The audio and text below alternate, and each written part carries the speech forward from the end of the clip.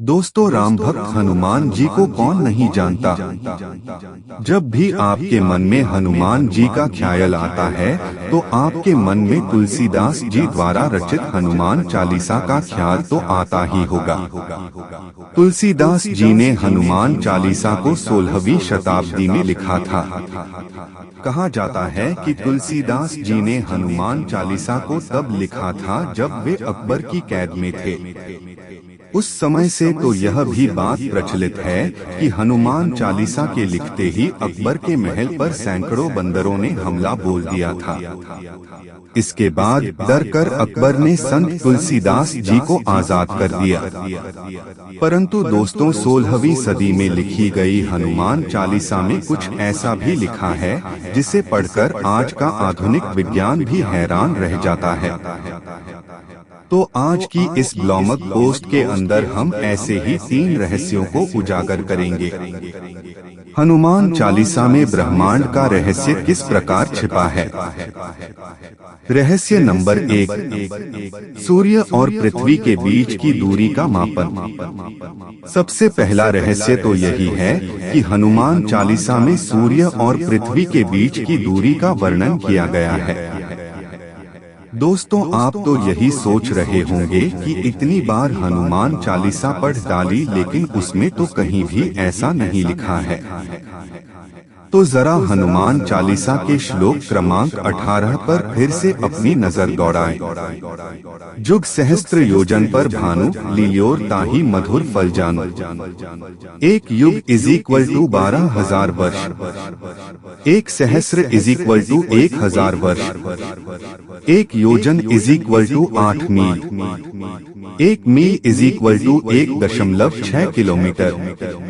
तो युग सहस्र योजन का अर्थ हुआ कि इन तीनों का गुणनफल 1,20,000*1000*8 इज इक्वल टू 9,600,000 मील इज इक्वल टू 1,53,60,000,000 किलोमीटर, लगभग 15 करोड़ किलोमीटर हुए। तो आजकल नासा जैसे बड़ी संस्था 5 भी सूर्य और पृथ्वी के बीच का अंतर लगभग 15 करोड़ किलोमीटर ही बताती हैं। तो इस पंक्ति का मतलब यही है कि आपने 15 करोड़ किलोमीटर दूर स्थित सूर्य को मधुर फल समझकर खाने का प्रयास किया। रहस्य नंबर 2, डिमिन्यूटिव और जाइगेंटिक फॉल। दोस्तों, हमें बचपन से ही स्कूल में यह सिखाया गया है कि बिना किसी ऊर्जा के किसी का भी द्रव्यमान बढ़ाना असंभव है। जरा सोचिए कि क्या कोई इंसान अपने शरीर को बड़ा या छोटा कर सकता है। तो अब आपको मार्वल का सुपर हीरो एंटमैन याद आ रहा होगा, जिसके पास अपने शरीर को बड़ा या छोटा करने की काबिलियत है।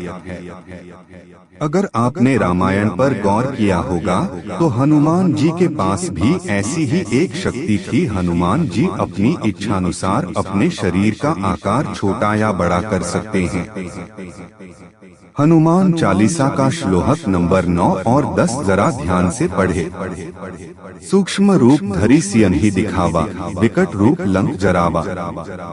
भीम रूप धरि असुर संहारे, रामचंद्र के काज संवारे।